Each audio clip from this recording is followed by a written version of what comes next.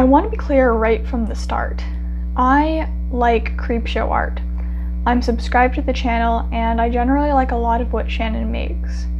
But there's one thing that Shannon sometimes does in her videos that I think is a serious problem. Before I get into that though, I should mention that I will be referring to Shannon as CreepShow Art throughout this video. This is because all my criticism of the things she has said is based on her YouTube content, and I'm entirely aware that some of the things I accuse her of might not necessarily be true of her as a person, even though they are, in my opinion, true of her as she is in her videos. I will only call her Shannon when I'm specifically talking about her separately from her online platform. I'm also aware that she will probably never see this video. I just had to make it because this has been bothering me for months and I needed to say something. My problem with CreepShow Art is that she sometimes approaches the subjects she talks about with a certain level of black and white morality, and honestly seems to make little effort to understand the point of view she's criticizing or to fact check herself. A lot of it seems to me like a very gut reaction, very common sense vibes.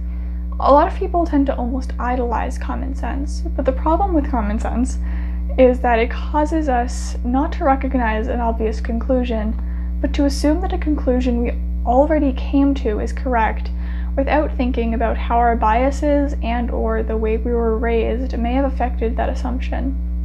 And again, this isn't a personal moral judgment against Shannon. It's a criticism of the way that she presents various topics. Whether or not Shannon actually thinks like this is kind of irrelevant to my points. I noticed this in the Cartoon Network Cannibal video that she posted about a month ago, and most of the videos that she's made about art theft, but I'm going to respond to the video called This Needs to Stop, because it was her most recent video when I wrote this script. This particular video is about sexy female characters and female representation in art and the media. CreepShow Art says, near the end of her video, "I'm actually going to be waiting for my reply, and although I cannot give a reply from the person who made the original tweet, I can give a reply from the perspective of a feminist who isn't into the way women are often portrayed in the media and who is, shall we say, lesbian adjacent." So CreepShow Art opens the video talking about how she believes that men should be allowed to draw women in sexy ways because, as we all know, men are legally prevented from drawing sexy women. This is a serious issue that merits serious discussion. The feminists have been ruining men's art for far too long, and we, as women and non-binary people, must use our privilege to stand in solidarity with these poor, oppressed men. I know you might think that this is an unfair evaluation of what CreepShow Art said, but I do have a specific reason for framing it like this that I will get into shortly. At this point, I want to make it clear that I will be saying women in this video, both for simplicity and because that was the word used in the tweet and in CreepShow Art's video, but a lot of what I will be talking about will likely apply to AFAB people of all genders. So CreepShow Art shows this tweet showing some feminists saying that men shouldn't draw women, and she gets really snotty about the fact that they're claiming to speak for all women, even though they didn't do that, in a similar tone to the one I used a moment ago. This right here was the exact moment I knew I was going to make a response video, because unless I misinterpreted CreepShow Art's tone, and she's just playing along here, she really seems to think that the person who made this tweet was being 100% serious. She doesn't seem to ponder the possibility that maybe the tweet she doesn't understand the thought process behind might actually be known as, in this person's community, a joke. Now, to be fair, it is hard to tell when someone in an online community you aren't familiar with is joking, because you aren't familiar with the community, obviously. Luckily for CreepShow Art, though, there's a great resource for learning more about this. It's called People from That Community. Now, of course, just because something is a joke doesn't make it okay. But the problem with that argument in this scenario is that what makes a harmful joke harmful isn't the literal words being said, but the underlying message that the joke is trying to send. Of course the person who made this tweet doesn't think men shouldn't draw women ever. The purpose of this joke is just to express frustration about the sexualization of women in art. You can disagree with that subtext, but to judge a joke based on the literal text is unfair and possibly even dishonest. I don't personally think the Tinkerbell picture is a great example of objectification, but we'll get into a more in-depth look at that viewpoint in a second because I want to address the points in this video in order. CreepShow Art proceeds to make the point that the drawing in question is of a fictional character who can't be hurt by this image because she doesn't exist, and I just have to ask, Shannon, do you think, seriously, that people don't like women being sexualized because they don't want fictional women to feel uncomfortable?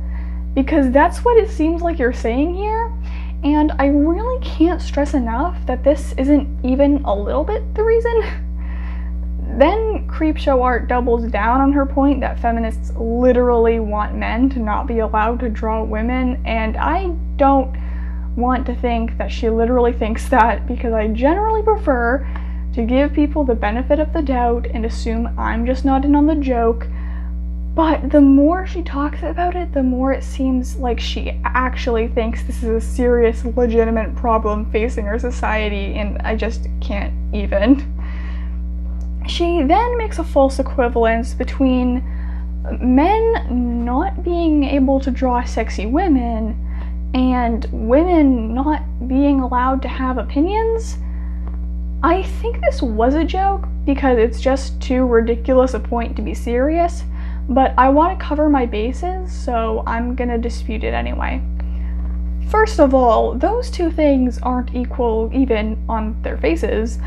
Not being able to have opinions is obviously more extreme than not being able to draw sexy women. Second of all, though, men are not in danger of being banned from drawing sexy women, but women have literally had and continue to have their opinions silenced in various patriarchal societies. Unlike the former, the latter is an actual problem in the modern world. CreepShow Art then talks about growing up with powerful, sexy women role models. It's pretty sweet, but it's also... Look, I really don't think that CreepShow Art knows what the difference is between something being sexual and something being sexualized.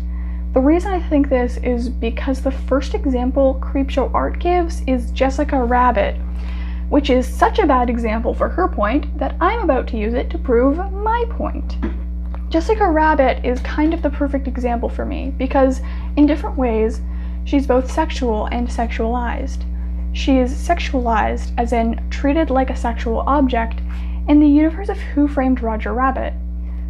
CreepShow Art actually brings this up by talking about how Jessica Rabbit knows that people look at her and only think of sex. She also brings up that Jessica Rabbit uses this to her advantage. In other words, she moves from the sexualized category to the sexual category. Jessica Rabbit is a sexual agent, not a sexual object. I've read a couple criticisms of the character as over-sexualized from a feminist angle that I believe do hold water, but only because she's pretty much the only well-represented female character in the movie. I think if the cast was a little more diverse as far as gender goes, Jessica would be the perfect example of how to write a sexy woman. CreepShow Art then talks about how Jessica Rabbit is a fully formed character who's more than just her body, kind of like what all of these feminists want from fictional female characters. But then, unless you're drawn in a sweatshirt and ill-fitting pants and look just like a shapeless sack, women are not allowed to have opinions, according to these people. If there's even a slight chance that someone in this room is aroused, all my credibility and character goes right out the window. No, please show me who said that. Especially the second half, because, like, what? You do realize you're talking about the same people who want to tear down rape culture and fight the idea that a man being turned on by a woman is the woman's fault, right? It seems like you saw someone say that women shouldn't be sexualized and assumed, without checking, that this meant that they didn't want any woman to be sexy? Let me say this one more time. A sexualized character is a sexual object, while a sexual character is a sexual agent. And of course, there are some characters who fall under both categories at different times. She also cites Selena Kyle and Poison Ivy, who I feel similarly about, though I'm pretty sure I've seen one or two iffy portrayals of Selena, but that's besides the point. She sums up this part of the video by pretending that there's a massive movement of people who want to unsexify female characters, but like from feminists instead of from right-wing dingle-dings like how it is in reality. And before you say it, yes, there are sex-negative feminists and swerfs, but to act like they're a majority of the people with complaints, or like there aren't any sex-positive arguments against the sexualization of women, is either really disingenuous or really ignorant. She also acts like people are upset at the characters and judging the characters, which is really weird. I don't have much to say about that. The entire original criticism was of men who draw women in a sexualized way.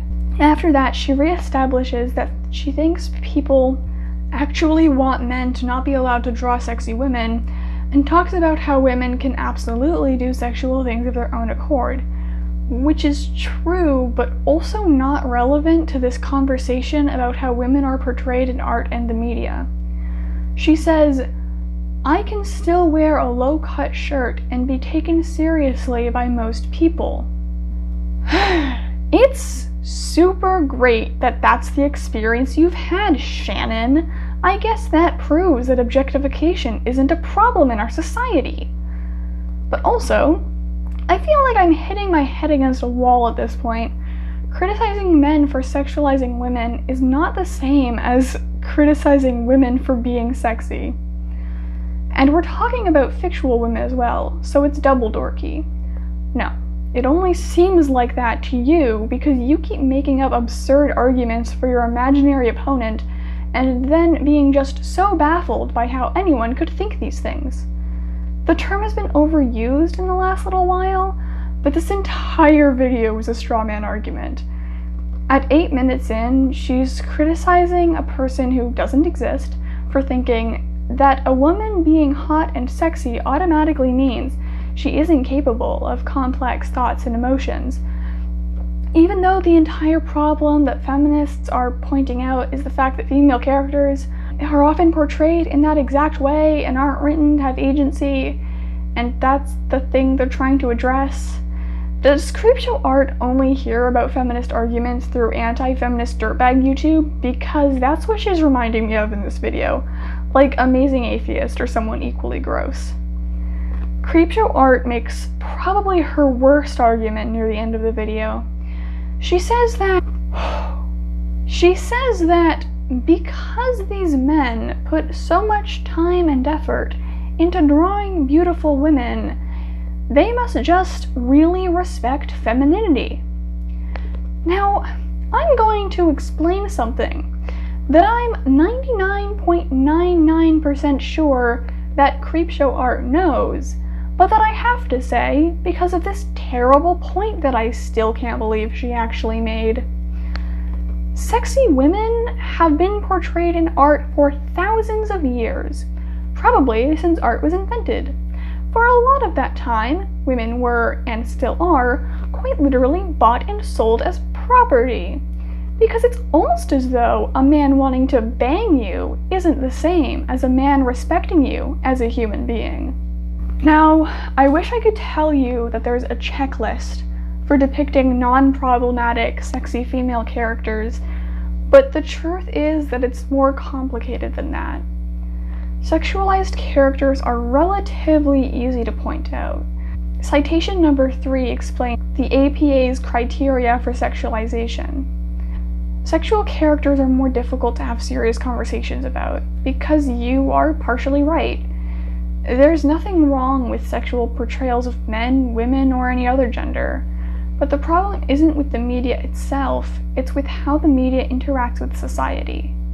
If we lived in a truly equal world, all sexual art involving consenting adults would be all fine and dandy. But in a culture that still largely disadvantages women, female characters remain a spectacle in a way that male characters just aren't. And hypersexual female characters being so pervasive feeds into the ideology that keeps the patriarchy propped up. The media we consume really does influence our thoughts and behaviors because, as much as we don't want to admit it, we don't have full control over what our brains are doing at any given moment. And the more we pretend to have full control, the less control we actually have. So yeah, if Shannon, for whatever reason, you are watching this, and part of me hopes you're not because this is not an ideal way for senpai to notice me, I hope this didn't come across as patronizing or moralizing in any way. I want to re-emphasize that this is no indictment of your personal character, though I'm not sure if that means much coming from someone you think is so stupid. Truthfully though, whether or not you're truly an anti-feminist in your heart isn't something I care that much about.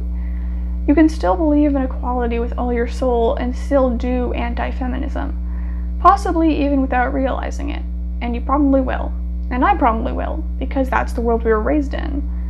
I think we live generally in a world that doesn't place much importance on compassion or empathy, and that really sucks. I could probably make an entire video just elaborating on that last sentence, but I don't know if that would be wholesome or just depressing. I forgot where I was going with this, but I still like the way that first bit sounds, so I'm just gonna leave it in.